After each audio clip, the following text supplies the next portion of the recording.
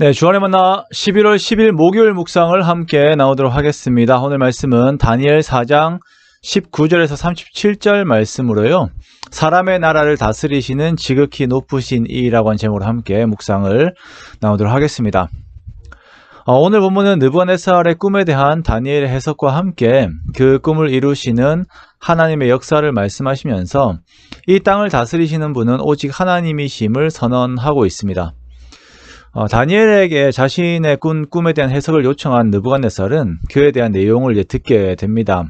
왕의 꿈을 들은 다니엘은 너무나도 당황을 하게 되어요. 왜냐하면 그 내용이 느부갓네살에게는 좋지 않은 일이 벌어질 것에 대한 그 내용이기 때문입니다.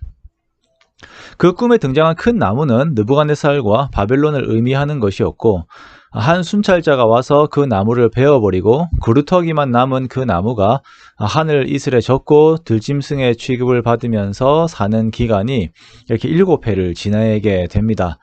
자, 이것은 곧 느부갓네살이 사람에게서 쫓겨나서 들짐승과 같이 살고 풀을 먹고 이슬에 젖으면 살게 될 것인데, 그것이 7년이 될 것이다 라고 하는 해석이 주어지게 되는 것이죠.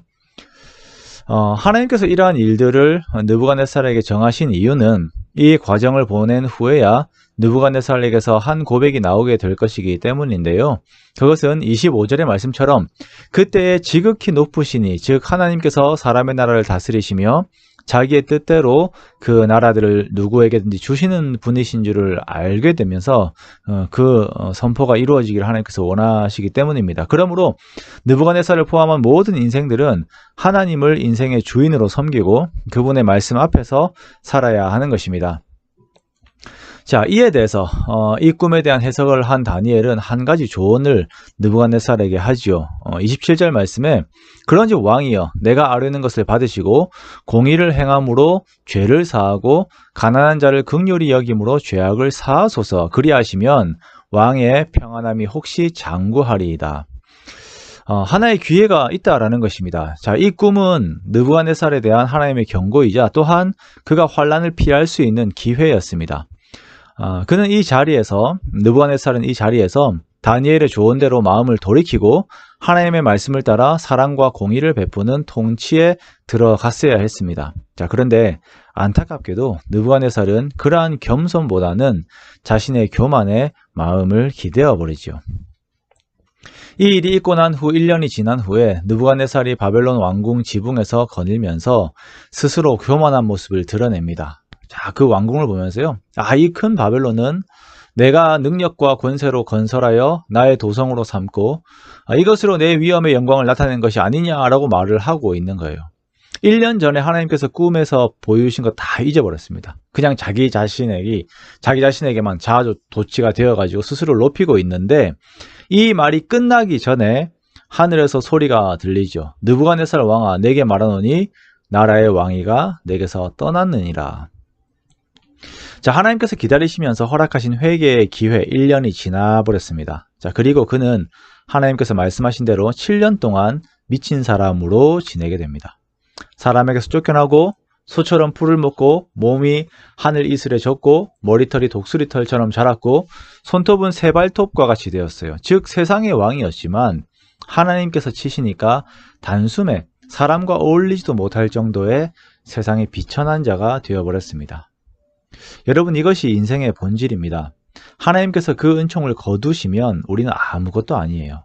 그러나 반대로 하나님께서 우리와 함께 하시면 우리는 모든 것을 가진 자입니다. 자, 하나님께서 말씀하신 7년의 기한이 지나고 느부갓네살에게 다시 총명이 돌아왔을 때 비로소 느부갓네살은 하나님을 찬양하면서 자신의 자리로 가게 됩니다. 자, 그의 고백에서 나타나는 하나님에 대해 보자면 하나님은 지극히 높으신 분이시고 영생하시는 분이십니다. 그는 찬양과 경배를 받으시기에 합당하신 분이시고 그 권세는 영원한 권세이고 그의 나라는 대대에 이르는 나라입니다. 땅의 모든 사람들을 없는 것 같이 여기실 수가 있어요. 모든 것에 자신의 뜻대로 행하시는 분이시며 이에 대해 누가 감히 입을 댈 수 없는 위엄을 가지신 분이 하나님이십니다. 우리가 나의 약함을 알게 되고 하나님의 크심을 알게 될 때 비로소 우리들은 하나님 앞에서 나의 자리를 찾게 됩니다. 느부갓네살을 보십시오. 자신의 왕위를 되찾았어요. 그리고 왕국도 제자리를 찾게 됩니다. 나라의 힘이 더해져요. 그러나 여기에서 느부갓네살의 태도는 하나님을 찬양하고 칭송하며 경배합니다. 이것이 하나님을 경험한 인생이 하나님 앞에서 보이는 올바른 태도인 것입니다. 4장의 초반부에 느부갓네살은 인생이 가지고자 하는 모든 것을 가졌습니다만 그는 여전한 두려움과 번민 속에서 헤어나오지 못하였고 그곳에서 나올 수 있는 유일한 길인 하나님을 경외하고 그 말씀을 지켜 사랑과 공의로 살아야 하는 삶을 이루어내지 못하다가 하나님의 큰 징벌 속으로 들어가게 되는 것을 보았습니다. 그리고 우리는 이 시점에서 인생의 속성과 그 안에서의 삶의 방향을 보게 됩니다. 느부갓네살과 같이 모든 것을 다 가졌던 솔로몬이 했던 그 인생에 대한 고백은 단 한마디로 헛됨입니다. 즉 그것들 안에서는 어떠한 의미를 찾을 수가 없는 것이에요. 일의 결국을 다 들었으니 하나님을 경외하고 그의 명령들을 지킬지어다. 이것이 모든 사람의 본분이니라 라고 말씀하신 전도서 12장 13절의 말씀을 따라서 오늘 우리가 삶을 살아가면서 세상의 어떤 것이 아닌 정말 하나님을 경외하고 하나님의 명령들을 지키며 살아가는 우리가 되기 원합니다. 그렇게 예수 그리스도 안에서의 그 관계 안에서의 그 삶을 살아가는 것이에요. 그렇게 하나님의 지음받은 사람의 본분을 지켜서 정말 아버지 되신 하나님의 기쁨을 누리는 저와 여러분의 복된 삶이 되시기를 주님의 이름으로 축원합니다.